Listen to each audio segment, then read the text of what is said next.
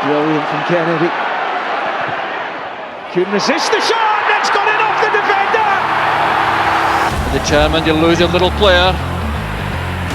And it's in, it's a goal from Gilmour. Jimmy Gilmour has scored for Falkirk.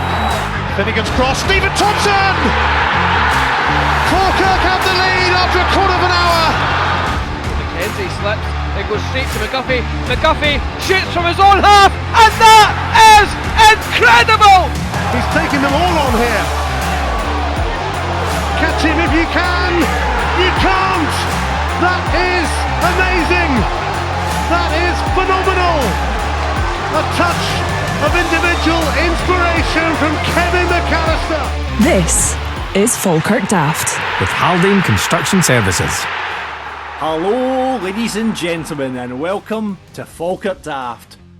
We're back, baby, top of League One, and we are officially the only undefeated team in the UK in the top leagues. How's about that? Yes! Up you Dundee United and Celtic. Here we go. I am your host, John McInally. As ever, I am joined by the one-man band in the main stand, the king of hospitality. Some call him Rospitality. He is the ginger god of pod. It's Ross Wayne, everyone. Good evening, sir. Good evening. It's a good, fine Sunday it's been today. A brilliant Sunday. It was a brilliant Saturday and a brilliant Sunday. Unfortunately, I could not be at Hamilton yesterday. I am fucking gutted. Looking at the pictures that came in, the chat that's been on all our socials. Oh my God, Ross, what a day. It was absolutely fantastic from start to finish. I hate to rub it in. Like Hearts all over again. Aye, it was a brilliant day, to be fair. Early start, we were in Elliott's for just after 11. I think the bar staff were actually really concerned that we were leaving, because obviously we had a minibus booked for quarter to 12, so they were quite annoyed that the 16 of us were heading out the door at quarter to 12. But yeah, got through to Hamilton. Brilliant wee pub through at Hamilton, a place called the Peacock and Ivy. I saw there was a wee band on. There was. Some of the boys were like, "Oh, you've got a band on for us, Wayne, have you?" And I was like, "No, I can't take any credit for that." So, but it was really good, just round the corner for Hamilton West Station. Yeah. Not too many Accies fans in, maybe about 20 or 30 Bairns fans all in. So, no, it was really good. Nice wee boozer. And then, 10-minute walk to the ground. So, just absolutely fantastic though. But mate, the atmosphere, even in the pub beforehand, everybody was up for it. It just felt like it was going to be our day. It really did. Oh man, I'm gutted it didn't make it. I unfortunately was DJing through at the Stirling Highland Hotel. That's the last of the Christmas party DJing nights. Oh my God, it's been hard going. Dusted now though. At least you've it's been hard going. Some Christmas parties, you're playing all the usuals, but see when you play Proud Mary and you only get 4 people up on the dance floor, it's a tough night. So I end up doing this. They seem to like a bit of coordinated dancing. Some lassie came up and said, "Oh, can you play the slosh?" I said, "I no bother." Got on the slosh. I thought, do you know what? I'm going to double down here. Cha-cha slide after that. More people joined the dance floor after that. Let's sew on the old Macarena. Let's see how that goes, right? Threw that on. More people joined the dance floor. And then I thought, I'll start a wee conga around the pub. So I put on the OJ's Love Train. Said to one lassie, right, you're the leader of the Love Train. You got to lead it around the pub and all that sort of stuff. So that happened. And then it was Bannockburn Rugby Club that were in, had most of the room. So I said, let's have a dance off between the forwards and the backs. So I then set up Jason Nevin style, the forwards on one side of the room, the backs on one side, had a dance off. That's the levels I was stooping to get a dance floor going. But I am so happy the party season is over. Honestly, it is.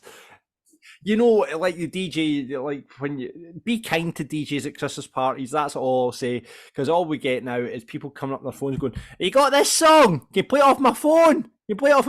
It's not like the old days when you used to have CDs or whatever, and then you just like, I honestly, I don't have it, but now they're like, you've got a Spotify, you can put it on. So that was mine.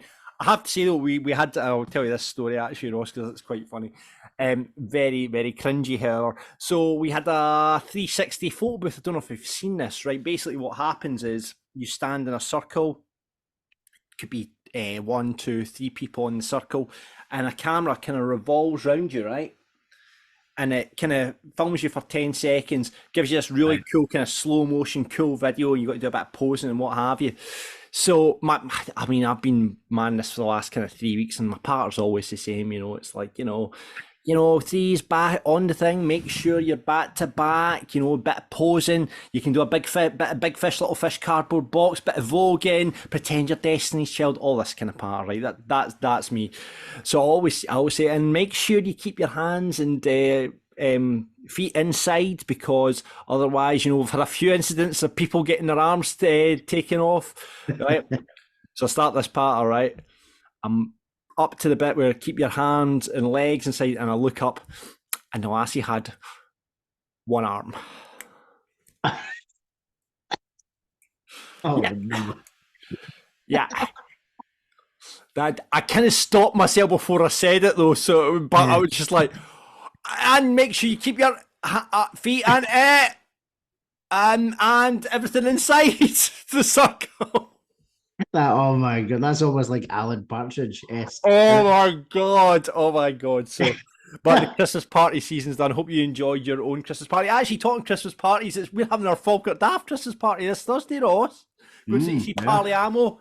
Bo Dandy from Parliamo, who drums in the band, messaged me this week after his trip over to Flamenco last weekend. Said, thanks for all the mentions on the podcast. Looking forward to seeing you boys at the gig. Listen, if you are a Bairnie, head down to the gig. Me and Ross are going to, we'll miss out in the social, so we're going to be. Join us for a beer. Love to see you. It's the Falkirk Daft unofficial Christmas party. Basically, me and Ross going to see Parliamo on Thursday. So look forward to that this Thursday, final Christmas party of the season before we get into it. Right, anyway, got to say thanks, of course. And we're talking Christmas parties. Haldane Construction. They have got a great Christmas prize for you guys. They've been our sponsors this season. Big Peter from Haldane Construction got in touch with me today, said, John, I gutted you missed yesterday. What a day it was. It was immense. Whole stand never sat down. What a buzz. 100% the best away game yet. That was Peter's verdict.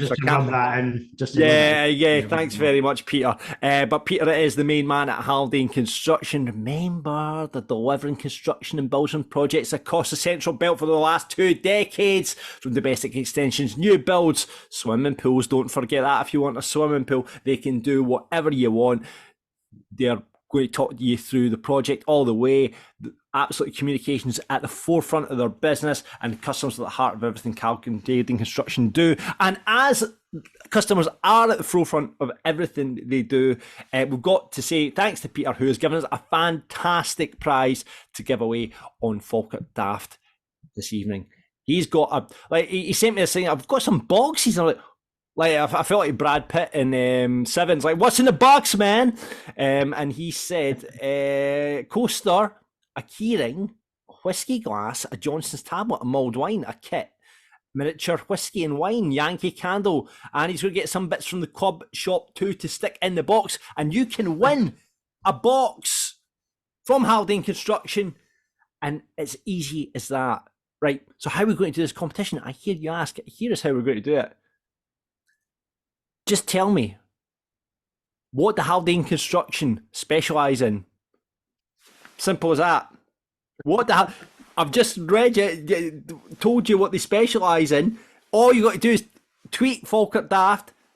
We'll just do this on Twitter. Tweet Falkirk Daft. What the Haldane Construction specialise in. Tag Haldane Construction in when you send your tweet, and there you go. You could be winning a quality box from Haldane Construction with all that stuff in it. Whiskey glass, Johnson's tablets, mulled wine kit, miniature whiskey, Yankee candles, and stuff from the club as well. So, yeah, just tell us what Haldane Construction specialise in. Tweet your answer to Falkirk at Falkirk Daft on Twitter, and we'll get that sorted for you on next week's show. And it'll be a great Christmas present. And if you haven't done your Christmas shopping, as many people haven't, Ross Wayne, looking at you all sorted? I'm covered. Look at that. There's a organised man if I've ever seen one. But if you haven't, listen, you get a Haldane Construction box and then wrap that up, give it to someone for Christmas. What's this Haldane Construction? Well, we say, they've been delivering fantastic projects across the central region for decades now. And they're like, do you not know Haldane? Speaking of Haldane, I saw someone tweeted Haldane the other day. They're saying, how many retweets for a swimming pool? Absolutely. Quality and loyalty are the heart of their business, of course. Get them at haldaneconstruction.co.uk, Twitter, LinkedIn, Facebook, and Instagram. You can get Peter and the team if you have a quality construction project that you need fixing. And like I say, obviously, what the Haldane Construction specialise in, get that answer over to us, and obviously copy Peter at Haldane Construction into the tweet. Right, okay, half-season ticket sales are on sale right now. That includes the Range Cove match, which become a really, really important match. So Jamie confirmed that on Twitter. We've sold 2,709 season tickets as of Thursday. That's a great number. Phenomenal number of season tickets, and I know, obviously, we are in League One. We know where we are. But even if in the Championship, John, that's probably a phenomenal number of season tickets. I'd be shocked if probably Dundee United and Dunfermline aside, I bet you the rest of the league haven't sold that number of season tickets. So the fact that we've done it again in League One shows what we're all about. And we back the team, we back the club. No more evident than yesterday. And I agree with Peter. At Haldane when he said about no one sat down, it felt like a proper away day yesterday. Like, he's right, not a single person sat for I saw George Wright's tweet, and it looked like an absolute bounce when that's goal went. Oh, phenomenal, absolutely phenomenal. Not just at the goals as well. Like, we got in because we had preempted issues getting in, and there was none. We got into the ground probably about 23 in good time, and the noise level pre-match was just brilliant, absolutely brilliant. Yeah. So yeah, half season tickets on sale now. Get yours, get involved. I mean, because that's half the season done. I mean, we'll talk about it. 21 games unbeaten is just the best start to, you know, in the club's history. Yeah. Unbelievable, and let's just keep that run going. Speakers Night's happening. We obviously did our one a few weeks ago, but the actual Speakers Night, which they do in aid of FFC Academy, is on very, very soon. Peter Martin and John Gagan. John, if you've not seen John Gagan before, he's brilliant. Absolutely, he's such a funny guy. So good, so good. But yeah, you can get the tickets now if you head to the website. £65 per person or £600 for a table of 10. There's only a few tables left. Ross, I saw you were trying to drum up support for getting people into a Falkirk Daft table. Do you know, if there's only a few tables left, why not? If there's anyone listening that does want to get involved and maybe get a group of listeners together going to the event, because you know what it's like, see if you're on your own, or there's maybe only a couple of you, sometimes you get put off by going to these things. But listen, if there's a chance for a Falkirk Daft table, including like everybody who wants to go that's listening to the podcast, get in touch, and Graham and, well, the two Grahams will definitely help us out, let us take one of the final tables there. But obviously letting the professionals do this one, Ross, rather than the Chuckle Brothers here. Exactly. Let's ask Tiger McLaughlin about Alex Ferguson again, will we? Oh my God, I'm still having nightmares from that question. I told that story today. I've told that story so many times to people. If you weren't at the night, you'll know what happened. Amazing. Right, Michael White's, we've got to talk about Michael White. He does so much for the club. Club's historian. 150th anniversary book is out now. It's sold out, 250 copies gone in the first batch.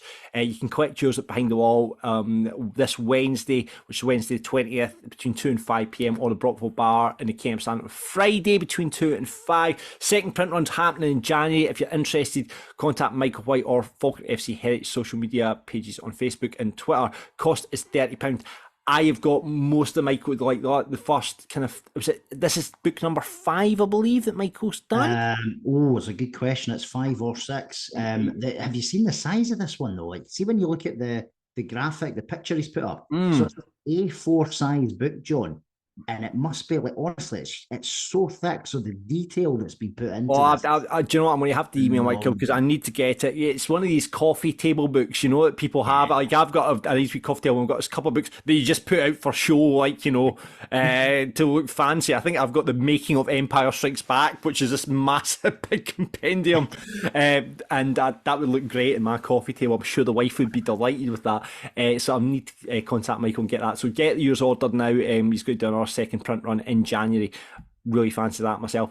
FSS fundraiser, the Falkirk Support Society fundraiser, which we're going to get into the draw just in a minute. But Blockbusters, who are a glam rock tribute, that sounds right up my street, by the way, are playing the Camelon Social Club. 26th of January at just the old Labour Club, of course you'll know that. 15 quid tickets from Skiddle, and all proceeds go to the FFC football budget. I am guessing Derek Steele is involved in this. I assume the Steele brothers are heavily involved. Yeah, both Scott and Derek will be involved. But, it sounds like a brilliant night. I know, like, maybe some of the younger elements of the fan base might not be up their street, but there's plenty of us that will absolutely love that night. And I don't know what the capacity is, maybe a couple of hundred in there. I'm sure it'll sell out, so get your tickets ASAP. I'll be honest with you, I quite fancy that, Ross. It's like getting over, the last kind of, you do your dry January or whatever. That'd be a perfect night to kind of. I know it's still January, but fuck it, 4 days on. Who do we play? Who do we play on the Saturday? Let's have a wee look. Oh, that's a good question. It's maybe a home game. No, that matters because we could still go along. But let's have a wee look. Is that that's not the Scottish Cup weekend? Is it the Scottish Cup weekend? No, actually, do you know that's the weekend before TNS though? We are away to Alloa on Saturday the 27th, so that could be a brilliant wee warm up. And it's not as if it's a long journey the next day either. So if there's a few sore heads, you don't have to get out. No, exactly. Listen, that'll be tremendous. I love a wee bit of glam. Yeah. I would suspect Blockbusters are Slade, it'll be T-Rex, it'll be the Sweet, it'll be all that sort of stuff. Love that stuff. So it could be a decent wee night to get along to. So get involved with that. 15 quid tickets at Skiddle. Right, okay, it's time for our monthly draw for the Falkirk Support Society, talking about them. Remember, if you want to be in this draw every month, you must sign up to the Falkirk Support Society. And remember, do it if you can. Switch from PayPal over to direct debit or standing order, sorry. Get that sorted now because that helps the guys over at the FSS. I haven't done it yet. I need to do that. So my things to do over the Christmas holidays. I will definitely be getting that sorted as well. But yeah, get that done because a lot of people that joined up initially, their PayPal registration's run out now. So you need to preferably switch over to the standing order. But as ever on Falkirk Daft, we've got our monthly draw. There's now 859 members. Oh, we're not kicking the arse away from the 1,000. That's only like 141 left, and then we're on to the 1,000. So let's keep it going. And lads, say, join up. You'll get into this draw every month on Falkirk Daft. Our thanks to the Falkirk Supporter Society for this. Right, okay, 859 members are going in to the supercomputer, which is basically random.org, on the computer. And Ross has all the names in front of you, don't you, Ross? I do indeed, yes. And we've got 4 prizes this month, John. So the 4th prize, as ever, it's an ever-present opportunity to win a Behind the Wall voucher, courtesy of Brian Flynn at Behind the Wall. 3rd prize is 2 tickets to the Blockbusters gig that we've just made mention of. Nice. I think you'll love the second one if you were to win. The 2nd prize is a mascot opportunity for this season. Oh, but then is there any age specifics on it? Well, they've not said there is, so I assume. See, well, there you go. I thought you were going to say it's a date with Tam Lang, but that's. Looking at your, just realised you've obviously got the Mr. Lang behind you there, which is a scenario where you would. There he is. In personal life, if he was standing behind you. And first prize, as ever present as well, is a boardroom experience for 2, courtesy of the board. Right. Cool. Well, let's do the draw now then, shall we? Let's bring up the supercomputer, as we say.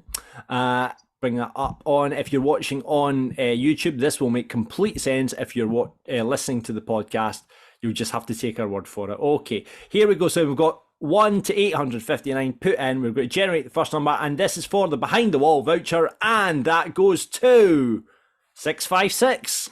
656 is a Mr. Scott Heron. Well done, Scott. Scott Heron, there you go. Brilliant. You're off to Behind the Wall for a bit of lunch. Right, okay, next one out is 426.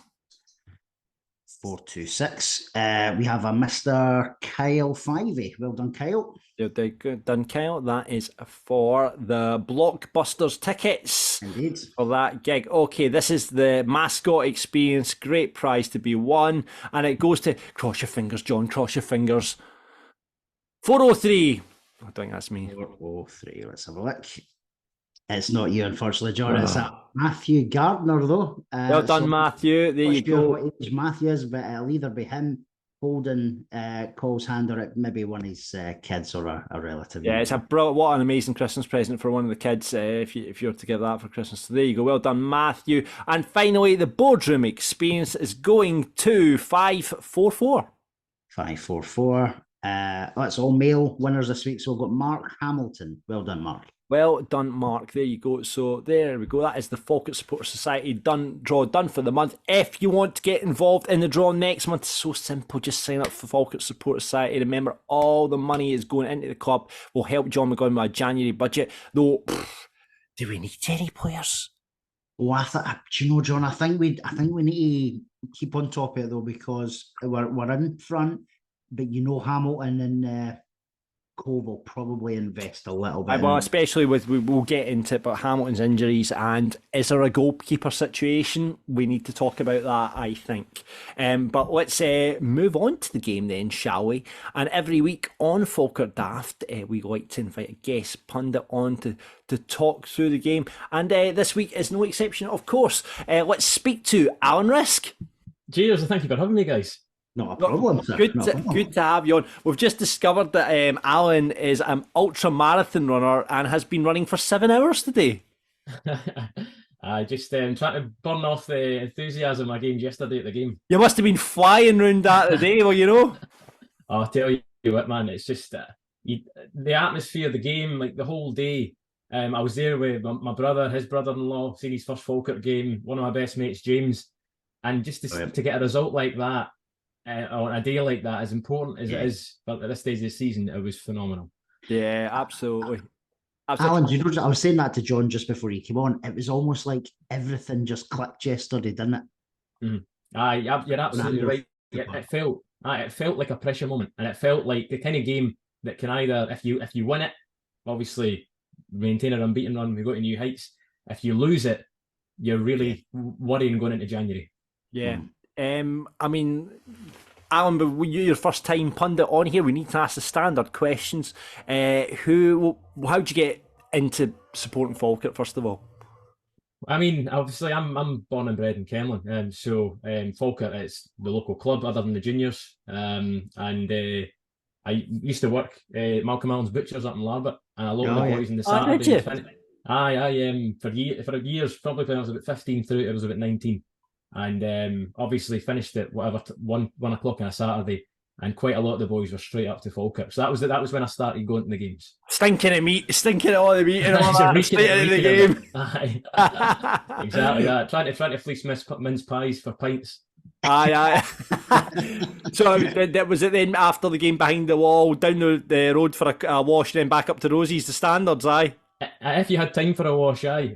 But I know that's what it was. Usually the boys would meet about Auntie Katie's, and then you'd head into town, and all the usuals. I remember a lot of the games you can't remember. I mean, we were talking about it because obviously it was my brother-in-law's, my brother's brother-in-law's first game with Falkirk, and he was saying what a good time he had, and I was telling him about a Queen in the South game we went to, and God, I can't even mind when it was, maybe 2010 or something.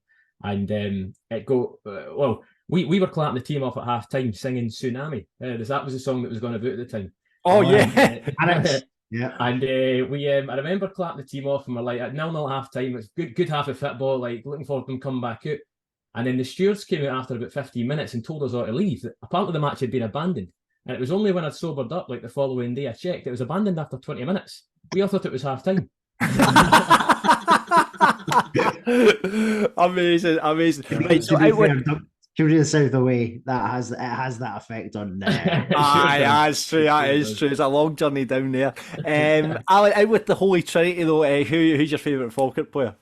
Oh, so we've got a running joke. We've got a couple of wee players that like we used to sign during some of the glory days. Like there's a boy called Danny Marchetta, I don't know if you remember him. Oh, aye.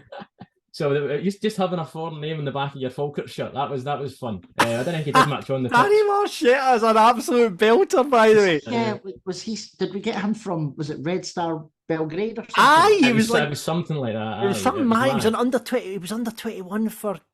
Was it? What was it? It was like. It was like Slovenia or something like that. But it was like one of these players that you're like straight home Football Manager. I'm going to sign him as well, and then he's garbage. I know. Do you know? You've just given me a flashback. I actually remember the press release, and it said something like, "He's on loan. However, Falkirk have the option to buy him £500,000 if he works out." You're like, oh my god! Like he went back on loan. He went back to his parent club. I'm just immediately went on to Google what is Danny Marchetta doing now. So right, 11 caps for Slovenia it was at under 21 level. After being on for it was Partizan Belgrade. We're so off with all these facts, by the way. He's now 34. He is retired. It looks like in 2019. Played for Copper. Played 35 games for there. Played for Virtus Canio. For 2012 and 2014, 2015 he played for Triglav Kranj, and 2017 to 2019 he played for Sava Kranj. So there you all go. These well-known clubs. The life and times of Danny Marchetta there. Sounds like Falkirk was his peak of his career, to be fair. He ended up playing 15 games for us. I did not think it was that much. No, I would never be able to guess that. No. It's funny you say that though, Alan. I used to have, remember Big Pelly that joined us? I thought there's very few opportunities you're going to have Pelly in the back of your Falkirk top. I went out and done that. Just like got Pelly at the back. I think it was Pelly. I think he's number 19. I think he had as well. Actually, so I had that. But then, but I actually, so he was my curveball. But the actual player I enjoyed, just because the buzz he gave us at the time was Farid El Alagui. That season, it might have been longer than the season actually. But I'll watch that YouTube compilation at least once a month. It's just kissing the coin, like the amount of headers that he scored, man. Phenomenal player. Big he seemed to be able to just like float in midair with his headers, didn't he? And he came for somebody really weird as well, like the lower league French team or something, didn't he? Or Moroccan team or something like that. Could be. No, I'm not sure. Right, we're back on the Google, boys. We're back on the Google. There we go. John, see, before you say it, I've got it in my head that it was something like, it wasn't like Algeria, but the team name was something like Algeria or Algeria or something like that. Go and tell me. Okay, he landed up at Falkirk from Romorantin. All right, that's not it. Romorantin, so there you go. I must have just made that up. There you go. It was so it must have been a lower league French side. He moved to the Moroccan top flight. He played for Casablanca and won the league championship in Morocco, and then went to in 2010 returned to France and signed for CFA club SO Romorantin. There you go. There we go. Anyway, what a player! What a player! Kiss the coin. Bring it back. Right, let's get into the game then, boys. As I said, missed it yesterday. Absolutely gutted. Alan, Ross, you were both there. No changes from last week, though. Good to see Brad Mackay back on the bench. Aye, absolutely. You stayed silent on that one, Ross, aye? Yeah, he was there. He was there. Well, listen. But at the expense of Big Lawal, didn't make the bench. I guess the problem is when you've got options, I guess, like Agyeman sitting on the bench, it's like you probably don't need Ola sitting there, do you? Probably not. And if I'm being, I know I was joking there. If you're being honest, though, it is good to have Mackay back as a defensive option on the bench because we don't really have much defensive cover. I mean, the only defence you've always got options of moving Liam Henderson back into centre half or bringing Sean Mackey in at centre half. But I mean, out of the those three players, the most natural centre half is Brad Mackay. Exactly. It's good to see him back, and I think that's us now got a full squad back. Which is actually that's very true. There's no injuries now because Steve McGinn's obviously back now as well. Yeah. So no, listen, brilliant that we've got a full squad to choose from. I did think we may have seen a change. I know I sound like a broken record, but oh God, here we go. No, I thought Agyeman would have came in because I think he would have caused them problems. For who? sitting in that 10 hole, like sitting in that 10 role, I felt like After Nesbitt's man of the... Did you know back Nesbitt for Falkirk Daft rated last week? I know, but I know, but I just drop him this week. Different systems, different formations. Listen, me and John know what we're talking about. John McGovern. No, I don't at all. No, I thought Agyeman might have had a sporting chance of starting the game, but as it turns out, John McGovern got it right, and it was a fantastic start. Yeah, to the and game. It really I mean, was. it was fantastic. Obviously, huge away support, Alan. You were in amongst it. You were saying before it was just like, you know, and we were talking about it, people just, it was just standing throughout and just the atmosphere of the game. How was it?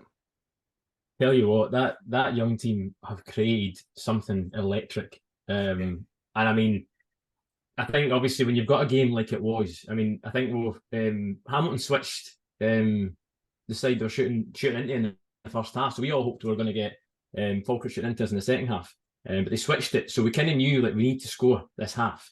And the atmosphere for the get-go to allow that to happen was brilliant. It was up, and I mean the repertoire of songs they've got now, by the way, is that they could release an album. I can't keep up. I can't keep up. I don't know it. Like people, my mate down south goes, "What are they singing?" I'm like, I have no idea, mate. I've been sending my mum and dad clips of like Christmas songs, being like, "Hey, look, we've got their festive album out now." It was Alan, I've had Shakin' Stevens, "Merry Christmas" in my head all. And what are the words to that? It's the usual. I know it's okay, Ross. It's okay. However, obviously it ends in "fuck the powers," which is of course, which is brilliant though, because there's the line before it though, son, about love and understanding. It's also so when you're listening to it, the guy say my mate's my brother-in-law, he was there. And obviously he's singing along it, being like, wait, no, it's just all the same lyrics. And then obviously it's "fuck the powers" right at the end. So he just gets, it's the way it comes in, it's brilliant. The Ross McKeever one was good as well. The Wham one. Aye, that's phenomenal. Oh, I didn't hear that. So they started singing something about Ross McKeever to Last Christmas. Amazing. Well done, young team, as ever. Shout out to the Ultras 76. Amazing stuff. But yeah, I mean, you could see obviously to over 2,000 Bairns. The fact we're outnumbering, Hamilton, who are meant to be, the second biggest. I mean, they've been in the Premier League a lot, shorter time than we've been, and the fact that we're turning up in that numbers, outnumbering home support, it's phenomenal. Absolutely phenomenal. It really, really was. And the only thing I disagreed with from the Hamilton socials were the overall crowd was something like 3,800. John, there was never 3,800 at that game. I obviously you couldn't count it, right? But I would be shocked if there was any more than 800 or 900 in the homestand. It was very. I mean, looking at the average attendance as we talked about, I would think it would be more 8 or 900. But then again, it's that time of year we talked about it last week. However, for our drop in attendance, they will obviously count the season tickets up. Possibly, they'll count every season ticket, because that's probably what we do at Falkirk as well. I think every club does that, to be honest with you. But it did look quite sparse, and I know there was a bit of banter on our socials about a picture you'd taken, Ross, and said pathetic. And someone questioned it, and you said, no, I actually took that at 1 minute to 3. It was literally just a couple of minutes to 3. And do you know what actually filled their crowd out a bit more than the picture gives credit for? Is they must have had full hospitality and what have you yesterday, because the middle sections did fill up 5-10 minutes into the game.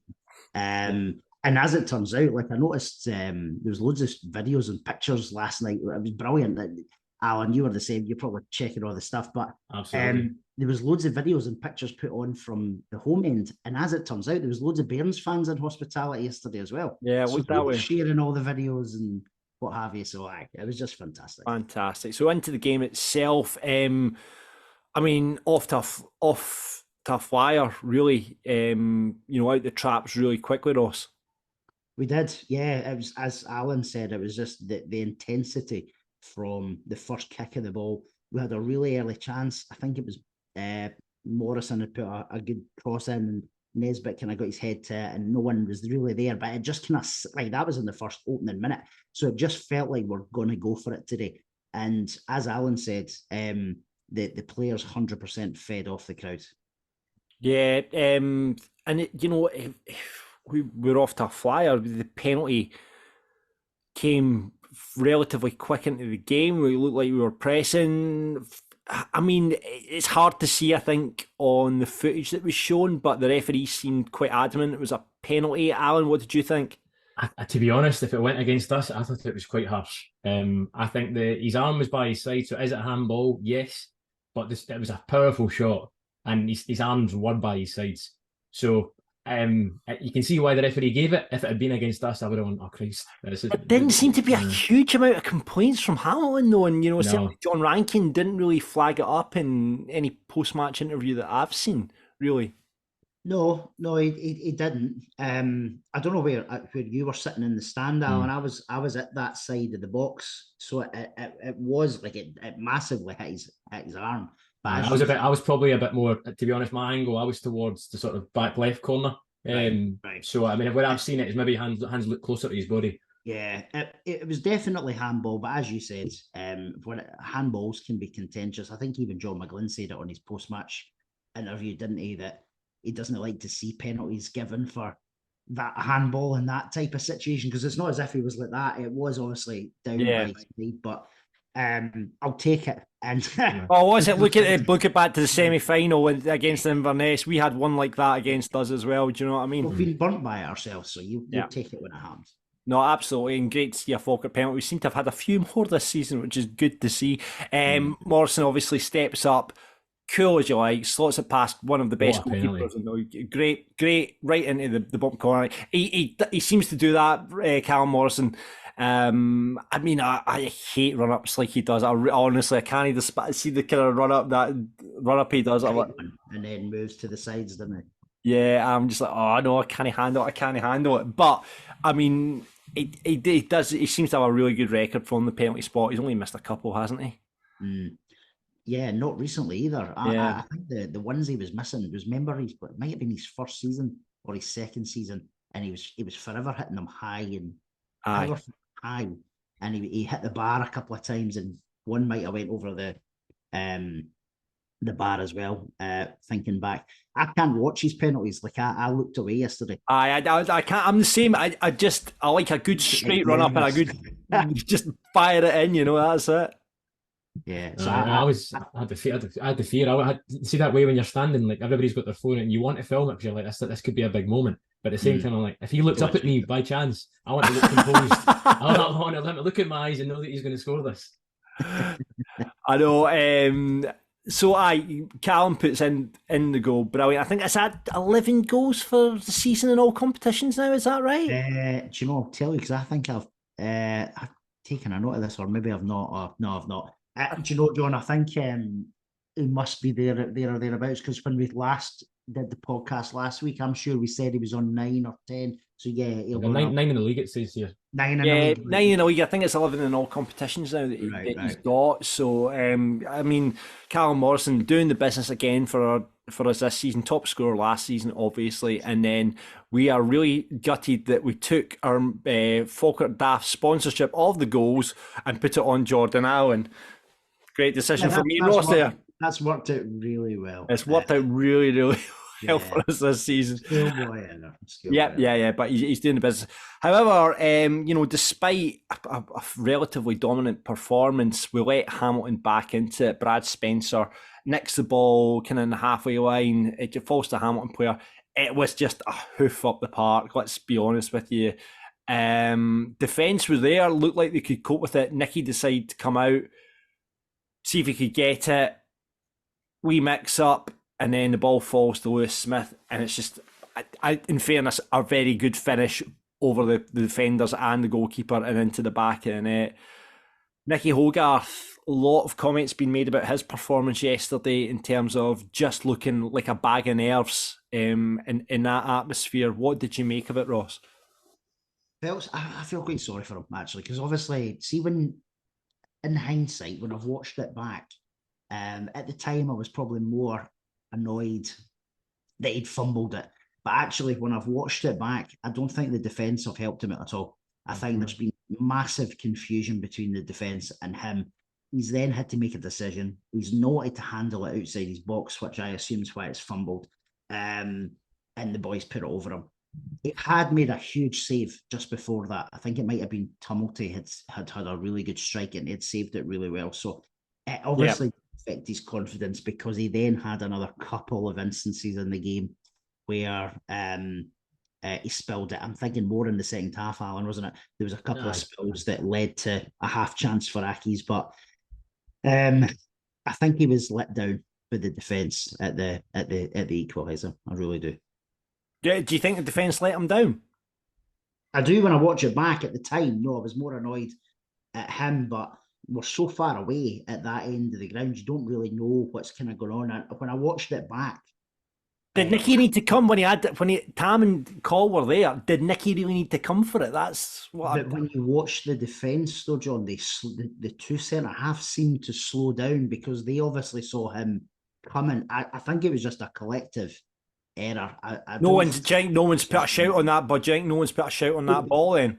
Do you think then it's up to one of the centre halves to go, I'll get it, Nicky, and out it goes or whatever, you know? The thing is, the centre halves are not normally shy. Well, exactly, aye. Taking somebody out, so I don't know. But I think that John and the team will watch it back and they'll dissect where it went wrong because realistically, Alan, other than that chance that we created that we gave them, they didn't really do much else in the game apart from a free kick later on in the second half. No, we were so good. It looked. Hamilton couldn't get when we set up out of possession. Hamilton couldn't get to us. They were running out of ideas. They made all 5 changes before I think we made one sub. They were trying to get back into the game, and I think that's credit to how good we were. I think just on Nicky Hogarth, I think he's our keeper. He's 22 years old. He had that spell last week at Kelty. Where he had 10 minutes where he kicked the ball to them or threw the ball out to them. But then he rebounded by making a big save. Yeah. And I think obviously had the goal went in there and personally I've watched, I couldn't see it in the ground either, it was so far away. But I watched it back and I think it's also just unlucky where the ball bounces. Because it bounces just outside the box where if he touches it like you say, he didn't care what the referee's going to be like. I felt the referee was quite lenient. Literally could have sent him off. He could have done. Yeah.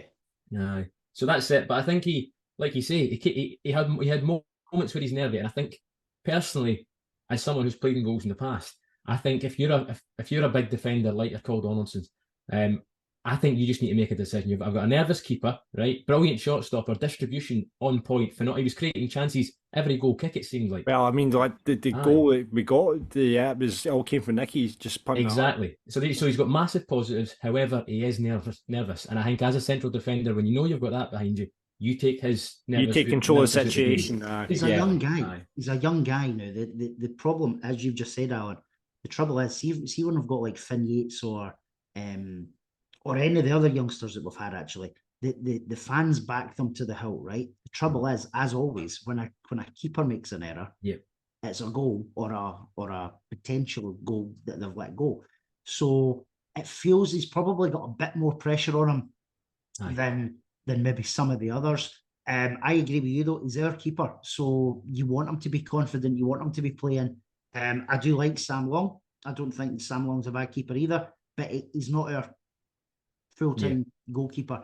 There's loads of chat on the bus on the way through back home yesterday, and then I saw it on social media last night, people clamouring for a signing in January. I don't know whether John McGlynn might want to do that, no idea. However, if he's looking at budgets, I just don't see him putting money I think that's not an area we need to strengthen. I don't think it is. It's interesting. I mean, interesting. I mean, I have seen there was a bit of clamour of getting an experienced goalkeeper in. I mean, obviously the chat was pre-season that Jamie McDonald was possibly going to come back. He obviously ended up going to Morton in the end. But, we've got 2 very young goalkeepers, and I guess we've talked about it time and time again. We saw Sam Long's mistakes against Dundee United. Nicky's had a few, like Sam had a few, even before Dundee United, Sam had a couple as well. And we've said it's what you're going to get with young goalkeepers. I mean, if we looks like McGlynn trusts him, though. It looks like McGlynn trusts him, and I guess that's the biggest thing. That says he's like you say though, Alan. you saw last week, he bounced back, got a good save last week and what have you. But yeah, it's maybe, I personally think I would have liked to have seen an experienced goalkeeper in alongside one of either Samuel. And bearing in mind what you've just said, obviously Nicky's our boy. But, you know, I would like to see a goalkeeper in alongside Nicky to get them through games. And even in training, we've not even got that in training, you know, that experienced goalkeeper beside him, training alongside him to, you know, give him that wisely words. Now, let's face the fact, Nicky was down at Nottingham Forest and playing with, it was the ex-Man City goalkeeper, what's his name? I can't even remember. So it totally went out of my head. You know who I mean, though. But he was training alongside him and that, and you would like to have, you know, seen someone even in training just playing alongside them. But I guess it's, you know, it's a question for the manager. You just hope that, and it didn't, you know, obviously the forwards get us out of jail again, but you just hope that one of those mistakes doesn't lead to something. Yeah, that's the key thing. Worse than what it was yesterday. Let's carry on the game. You mentioned there, Alan, Hamilton making lots of subs.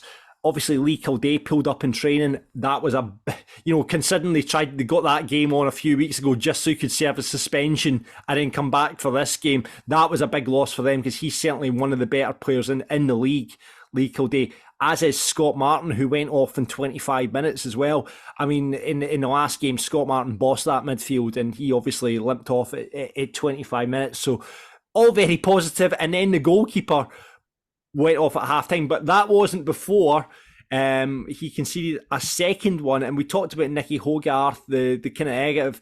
Great ball out from Nicky at the back. We then have, you know, a brilliant like flick on from McKeever.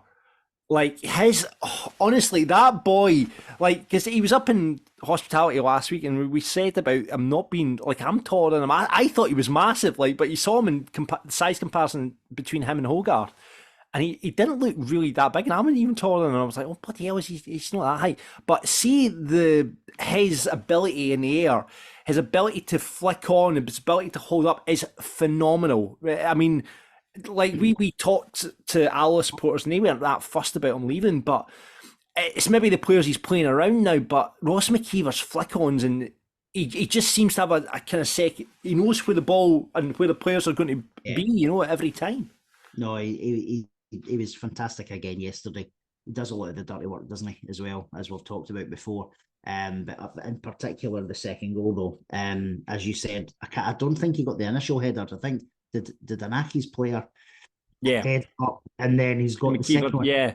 But as you said, he's directed it into the path of Miller, who's then just does what Calvin Miller does, and he's just a beautiful, beautiful player just now. Yeah. Let's talk about Calvin Miller, Alan. You know, a lot of people, their player of the match yesterday. What do you make of his performance? Oh, it was so high energy. Like, it was so high energy. But you could say that about half the team. I felt they were, him especially, always going out wide and always happy to take the ball wide. And see, the thing is, he actually had a couple of runs before the goal, where it was a similar situation. And it's when he scored, I thought, why is he not shooting like that every single chance he gets? Because it just seemed to be that Hamilton were happy to try and force him wide. Yeah. And then he's shooting across goal. But I think actually watching the highlights back, it might have been more central than what I thought it was. But I think that both were putting pressure on them either centrally and out wide, and Hamilton just couldn't deal with it. And forcing them into mistakes. And I also felt that the challenges from everyone were top notch. I mean, when the referee finally gave us obviously Tom Lang got booked, I don't know, like, I've not seen that in the highlights, but should he have been sent off? It looked a rough challenge. What one was that again? Oh, yes, over towards the main stand side. Yes. Aye. I thought that was meaty. I thought that was meaty. I was like, I'm happy this referee's not the same guy that managed the Kelly game, because otherwise we'd be like 9 men. Yeah. You didn't send off beautiful Tam Lang. You just would have given the old eye flutter, and the Tam's a yellow card, mate. It's fine. He's maybe promised the ref 25% off at that Be Inspired, whatever he is. All right, Tam, no bother. Do you know what I loved about the second goal, though? It wasn't just the goal itself. It was obviously just not long after they equalised, which is never a bad time to Aye. score because Exactly. their small pocket of twats in the stand were obviously this and that, and then we scored, and then it was just like obviously a lot of the young team were then running over towards it. I know there was a bit of handbags and stuff, but like what a time to score because they thought they were back in. John, I know we need to talk about it briefly as well because obviously we had Ben on from the Orliaki's podcast last week, and Ben's great, as is Brandon, who does the podcast as well. However, obviously Ben does a vlog during the game, doesn't he? And, does he? Yeah. Yeah, and he's obviously, credit to him, he's put it out as it happened after the game, and he's obviously very happy when he's recorded his vlog that they've equalised, and then his face just 2 seconds later, it's like, it's 2-1 Falkirk. I need to see this. I've not checked Ben's vlog yet, but yeah, I'm definitely going to have to go and check Ben's vlog. I mean, to be fair, me and Ross have both been speaking to Ben over the last kind of 24 hours, and Brandon as well, just about various things. But yeah, I mean, they were very complimentary to Falkirk in the way they turned up. They're not very happy with John Rankin, let's just say that. No. So yeah, 3 goals in the 10 minutes, boys. You know, you get in there at 2-1, then you come out the second half. Ryan Fulton's been subbed off, and you're thinking, here we go. And like I say, it goes down. You know, that could be like you say, you don't want to see any player getting injured at any time, but if it helps our promotion chances, that's all right. But Scott Martin, Lee Kildare, and Ryan Fulton, probably three of their biggest players actually out there just now. So yeah. Off at half time, we have a goal chopped off. Looked pretty offside to me. Brad Spencer puts in the ball. Donaldson knocks it in, but then it was Tam Lang had the knock. It comes back to Donaldson. He puts it. There was no complaints. It didn't look from any of the players that it wasn't offside. Tidy finish though. Tidy finish. Was a tidy finish from Big Call. And then just the chances keep going. When Miller run down the left. Nesbitt shots well wide. Aki's had a couple of chances as well. Again, like you're saying, Alan, Hogarth reacted, did well with them. But then the third goal comes for Falkirk, and it was a nail in the coffin. And it was winger to winger. Calvin Miller, what a ball that was, by the way. What a ball into Morrison just had to really run onto it, and it was a beautiful bit of football, Alan. Aye, no, it was, and it was the perfect time to come. I think it was about 70 minutes or something. So you're just kind of thinking we could probably do with one more just to kind of put this to bed. Given Aki's right before that probably had about 10-15 minutes. They weren't creating many chances, but they'd had a couple of moments where it looked like they were maybe going to come back into the game a bit. So just to kill it dead there, I think we looked across at the main stand and all the fans started leaving then. It was just emptying because at 3-1 against that our Falkirk side there was no chance of them coming back. No, I don't think so. When certainly looking at the highlights, it certainly didn't look like there was any way back into that game after we got that third goal. I mean, they did have that chance with the corner, which was cleared off the line, but I mean, we kind of restricted them. I thought Colin, again, Tam looked phenomenal at the back. Same with the right back. Finn Yeats, I felt like he had a really good game, but when I'm just checking the guy's name again, is it Mumbongo came on left wing? Big guy. Big guy, quite pacey, happy to take the ball into the byline and cut it back. And he did that a couple of times, but Yeats was really good at marshalling it, and obviously Yeats got support on that side as well. I think he did pick up a booking, and when he got booked, I thought, we need to be careful here. Yeah. But I felt overall he managed Mumbongo really, really well, given how dangerous he could have been. There was just before that effort that you talk about, John, or it might have been from that corner actually. The boy had got past Finn. What's his name? I think it's Mumbongo. Yeah. Right. So he had got past Finn, and then Big Call, I think it was, came sliding in. Remember Matthew's challenge? That was brilliant. And 2 summers ago, it was almost like Mackie-esque that he took the ball, obviously, but he took the boy as well. Absolutely flattened him. And that was class challenge. He celebrated that challenge like one of the goals. I mean, I love that understanding. It seemed obviously Colin, Big Tam have together, and like that just defence together. I love big centre halves that just go through guys. And I love, I mean, it's, you very rarely see the kind of tackling that I used to really enjoy. People taking the ball and going through a man and just winning it really cleanly. I mean, that's what I love to see in a centre half. And, you know, there must have been about 6 of those yesterday, Ross. Like more than that. It was every single one, and I think that's the thing. A lot of the times you won't only get them right, but everybody seemed to be connecting, and that was, you knew that you're onto something good there. Do you know what I quite liked yesterday as well? And I've not seen it a lot this season. Is see every time they did make like a big tackle or a big clearance or something. Did you notice it was like a bit Top Gun? They were all high-fiving each other and like chest bumping and stuff. Even when Hogarth, I think, had made a big save. Oh no, sorry, Hogarth had fumbled and Big Cole had came in and cleared. Cole was the first one over to him, and he was like, he grabbed him by the head. I was thinking the exact same thing. The support he's got for, and that's the thing. If obviously we as fans, we can criticise Hogarth in certain moments and stuff, but the team have got his back as well, and that was really good to see. Yeah, I mean that's what you like to see. Absolutely, it's a total team effort, and you can see by the scenes at the goals, you know, right up into the stand and those goals that we scored, and like just, you know, it's just brilliant to see, and like it wasn't even just that. There was one moment where, there was one moment there where I think there was Hamilton got, it felt like 16 corners in a row, and as soon as it was awarded a goal kick, that got celebrated like a goal. Yeah, it was like we were just buzzing. Like everybody was just buzzing about every positive thing that happened to the side. I mean, brilliant scenes at the end as well. Brilliant scenes for the goals. We've seen it all in the kind of social media. Like you said earlier on, Alan, the ultras just keeping it bouncing. The songs are on the go. And that's us 3 points clear at the top of the league.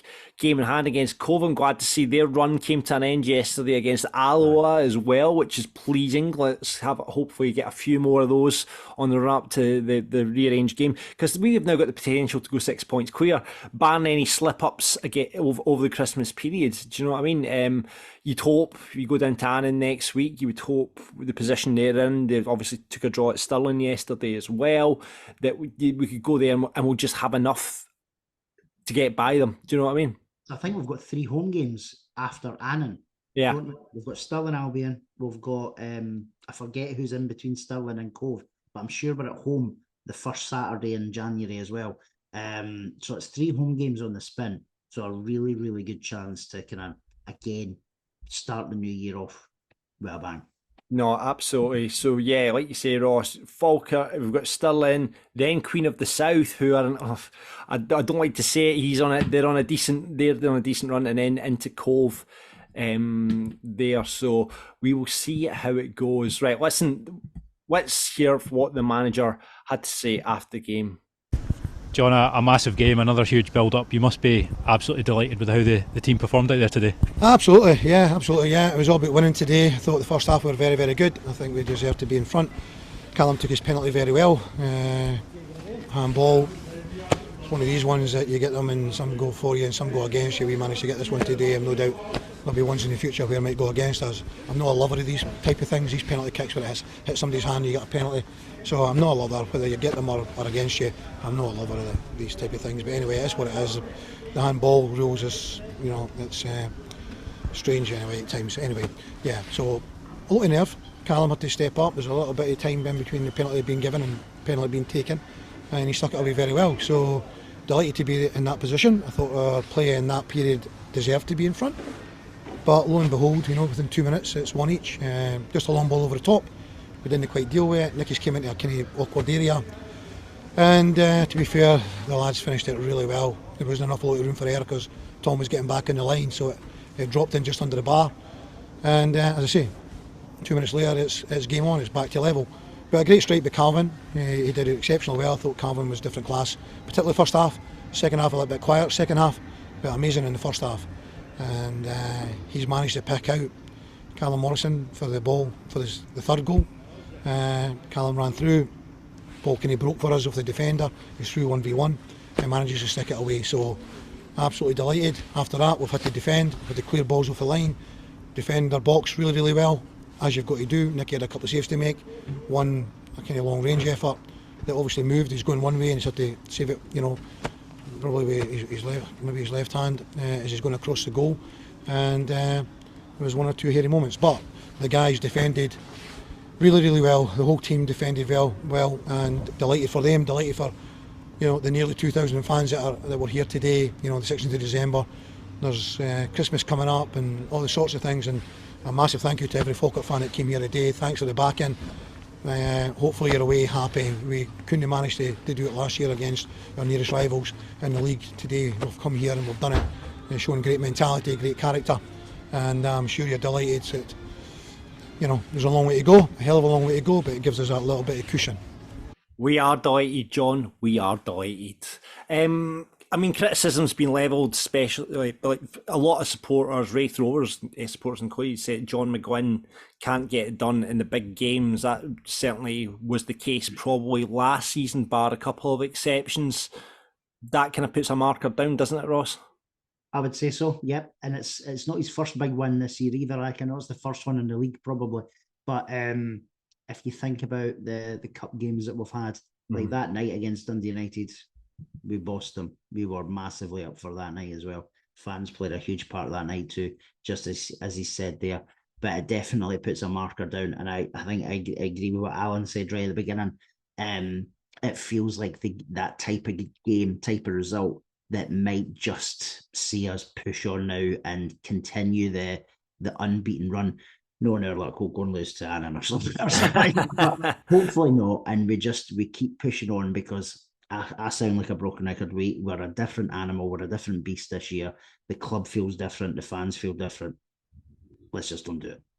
Yeah, absolutely. 21 games unbeaten in all competitions now. It is a glorious place to be in, and obviously the best start in the club's history as well. So phenomenal. Loving life. Right, okay, let's see what the rest of the supporters had to say on the game. Sean kicks us off saying different class, front foot from the start, and just got our rewards. Calvin Miller, sensational. Called Donaldson a colossus. What a buzz, man. So it's the first time I think we've heard Donaldson described as a colossus. That is a good word for Big Paul these days, isn't it? Absolutely. Yeah. Another John says players giving everything for each other. Finally got the team spirit and commitment back that we just haven't had for seasons. Yeah, Paul says simply outstanding. Only time we looked in trouble was when Nicky was treating the ball like a hot tatty.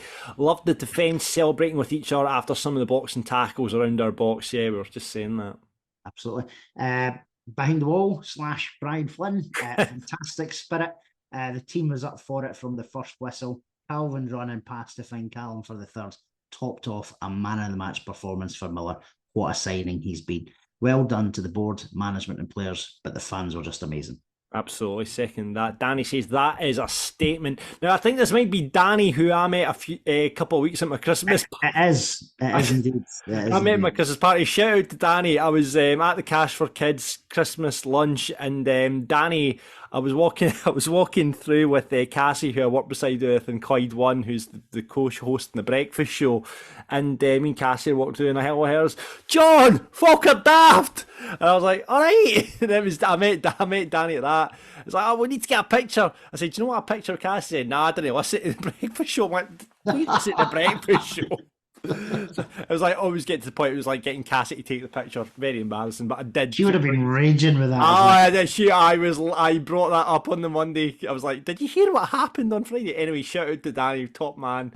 But yeah, Danny says that's a statement, not a question. Come on, the Bairns. Love it. God, that Q&A night at the Shire feels a long time ago now, doesn't it? Yeah. Yeah, Jesus.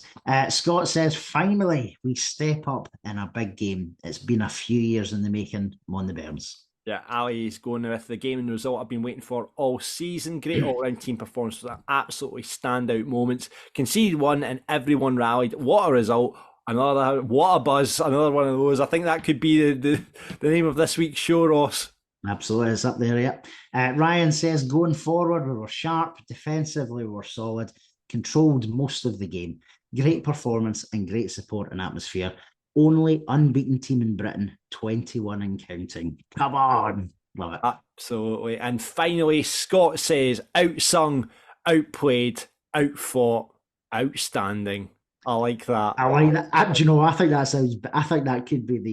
Yeah, we'll go with that one then instead. But there you go. That's what you guys are saying. Right now, gentlemen, it's up to you, gents, to pick out a Falkirk Daft rated player of the match? Come on, Alan, let's go with you first. Who are you giving it to?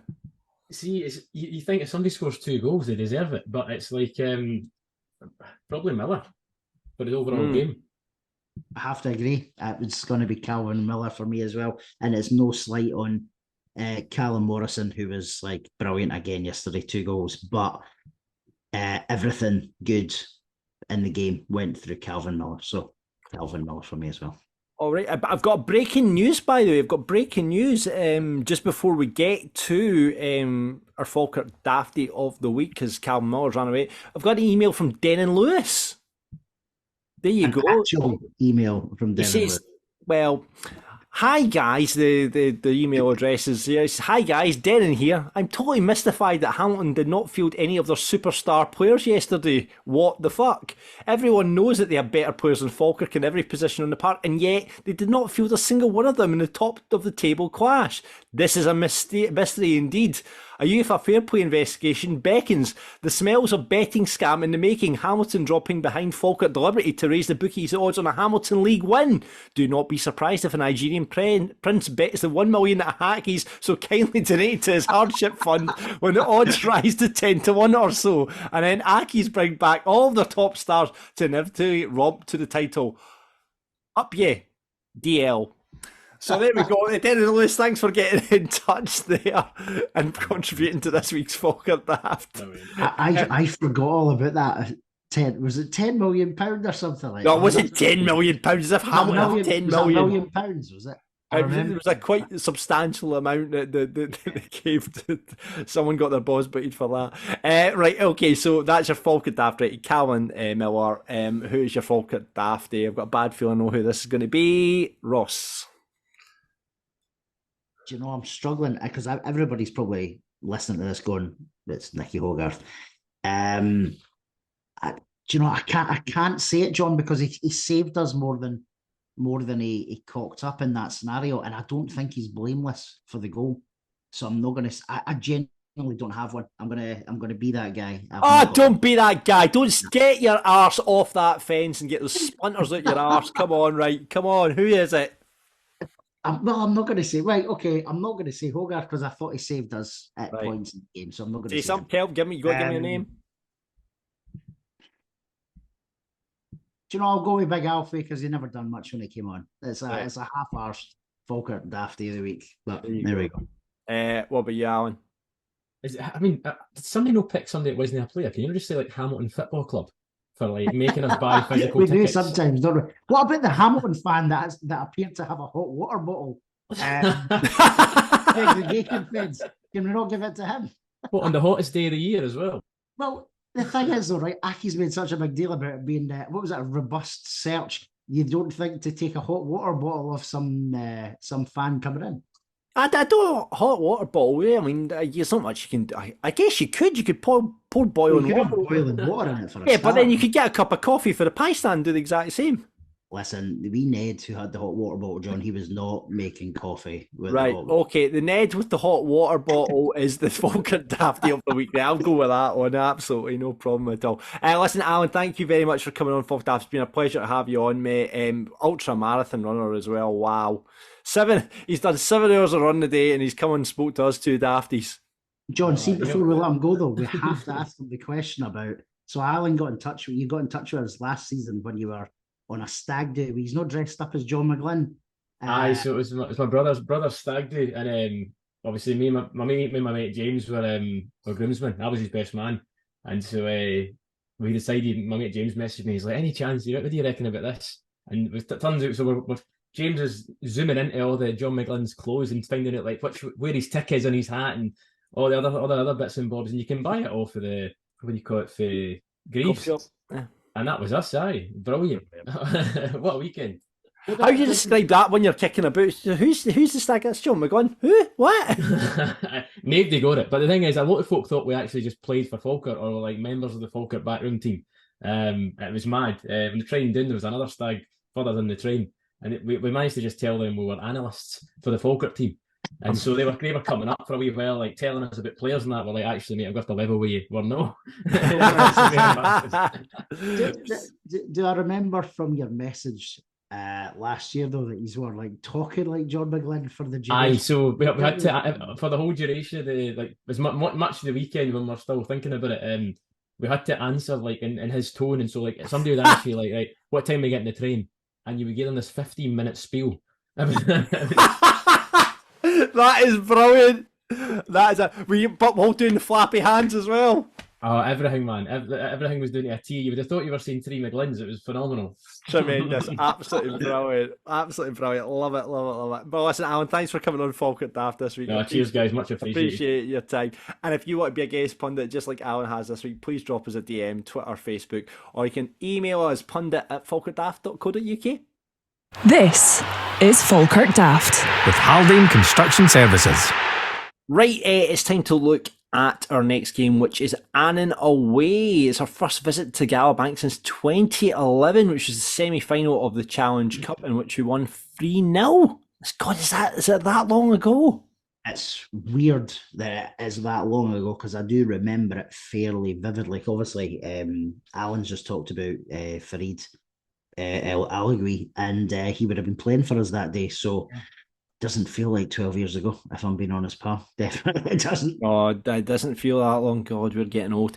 But yeah, I mean, Annan obviously came up this season. They're being held up at the bottom by Edinburgh, who are well off it now. It looks like it's going to be a two-way fight now between Annan and Edinburgh. I mean, still on maybe you could get dragged in. I mean, that's still in our 9 points clear of Edinburgh at the bottom. Annan are on 11 points in those playoff places. Really inconsistent form.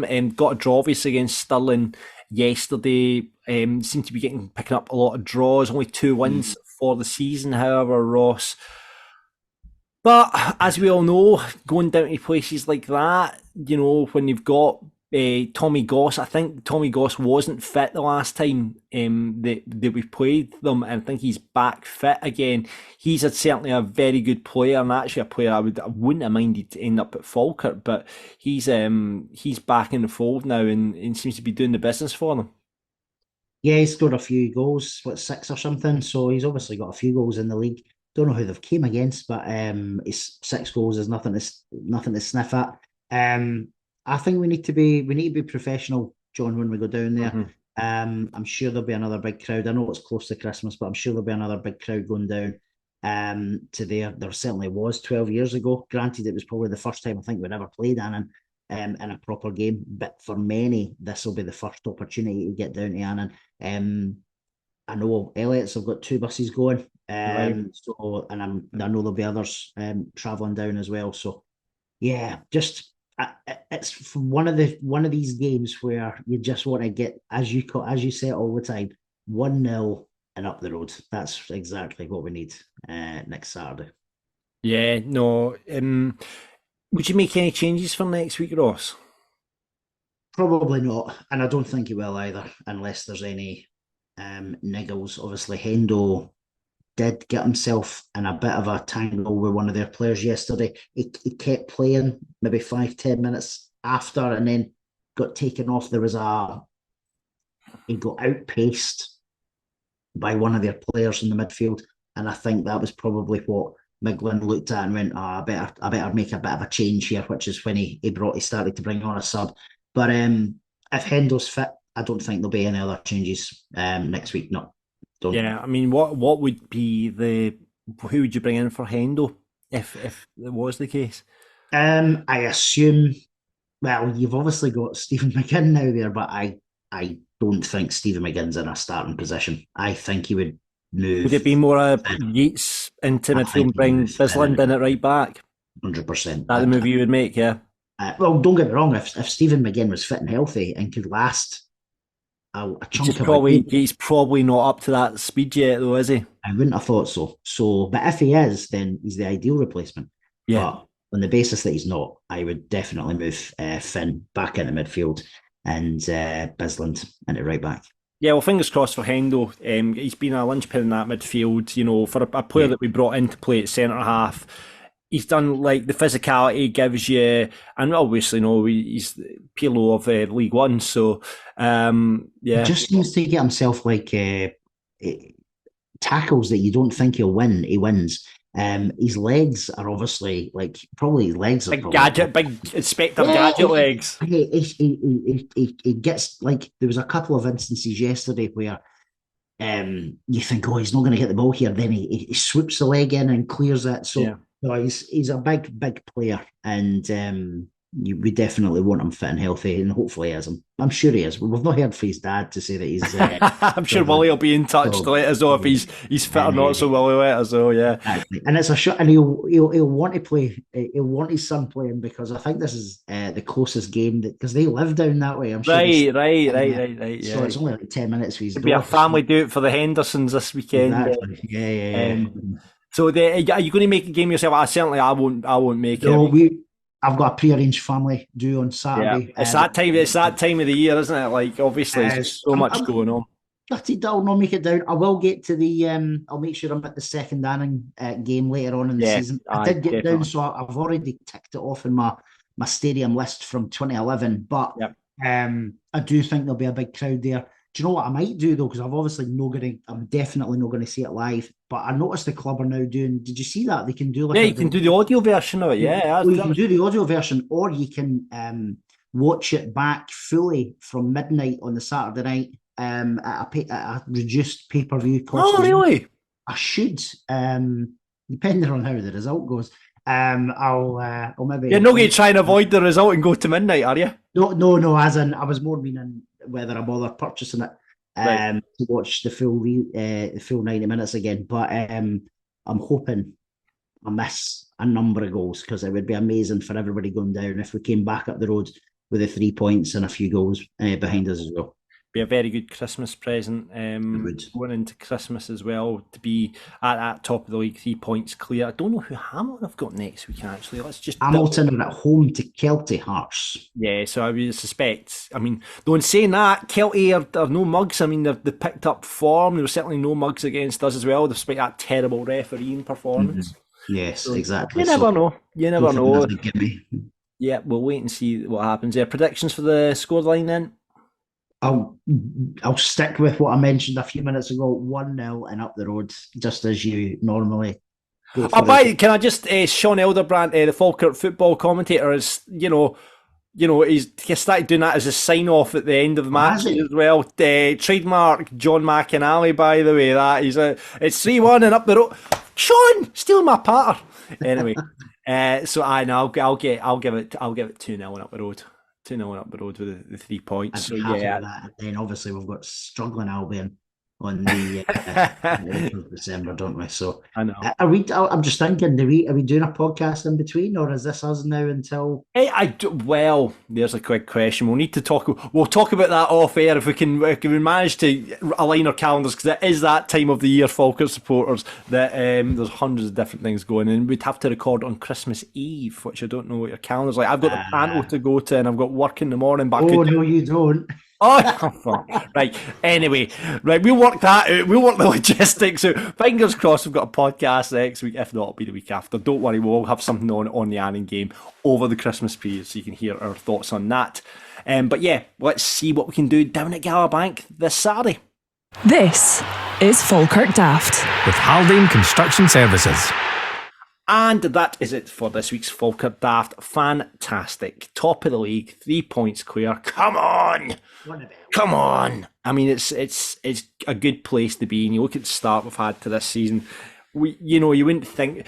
It's just a shame. It really is a shame that Hamilton have been good this season, because in any other league, when you're sitting on 40 points and you're only halfway through the season, you'd be well clear. You know what I mean? Yeah. Be well clear. But Hamilton are hanging on in there, but we showed them at the weekend who are the daddies of this league. Fingers crossed we keep it going down at Annan next Saturday. Thank you very much for watching, listening, wherever you listen to the podcast. Remember, subscribe, rate, review. Do that on Apple, Spotify, wherever you get your podcast. Follow us on Twitter, Facebook and Instagram at Falkirk Daft. YouTube, you can watch us as well as listen to us. You can see us there. See Reed Ross's Stone Island, we're in Stone Island on a Sunday night. What's going on with you? We were out earlier on. To be fair, it's not that John, I've got about Stone Island every day of the week. It's not quite, but Thug life, as we say. Thug life. Were you in amongst it yesterday when it was all happening down in the corner, were you? No, I saw the boy with his water bottle and I thought, I'm not getting it. Oh, didn't mess with a man with a water bottle, do you know what I mean? Didn't mess with a man with a water bottle. Right, listen, your Christmas, you've had it. See if you want to get a Falkirk Daft bit of Christmas, you've had it. But see all that money you're going to get from Santa, get yourself some Falkirk Daft merch. You can do that, merch.falkirkdaft.co.uk. We've had a few orders for Christmas, so if you're getting that as a present, wear it proud to the games. But if you want to get anything from hoodies, t-shirts, dog bandanas, the list goes on, beanie hats, blah, blah, blah, loads of stuff up there. Just check it all out, merch.falkirkdaft.co.uk. Join the Discord channel. If you did join the Discord channel, you've seen a fantastic shot of Calvin Miller's goal, which one of our listeners put up on the Discord channel, so it was a great angle to have that at, because the Falkirk Daft highlights, Falkirk highlights just missed it, kind of, they didn't pan the camera quick enough. So yeah, you'll see that up in our Discord channel. All the links for our Discord channel. Discord's just an app that you download and it's like a forum, so get involved with that. And of course you can get in touch with us anytime you want. John at Falkirk Daft, Ross at falkirkdaft.co.uk, anywhere you want it. And thanks once again to Peter at Haldane Construction. Remember, answer that question, what do Haldane Construction specialise in, and you might win that box from Peter and the team over there. Oh, and actually, while I do remember, because Peter asked me to mention this and I forgot to mention it earlier on because I got so caught up in talking about the fantastic box we have on offer, but it's just to say that their Apprentice of the Year is, drumroll please Ross, it was actually Max McCall. He was Employee of the Month, so I've just bigged him up, saying he was Apprentice of the Year. That was all completely false information. Actually, Max McCall, well done, you're Employee of the Month, well done. You got a wee picture of Max as well. Delighted with his wee certificate. We'll see that up on all the Haldane Construction socials, so get in touch with them. And remember, if you want quality and loyalty, Haldane are the guys for you. Right, there we go. Fingers crossed, I don't know if we'll get an episode out before Christmas, but if we don't, listen, have a great Christmas, one and all, you and yours. Mon the Bairns, Santa is a Bairn, and we will see you back here on Falkirk Daft very soon.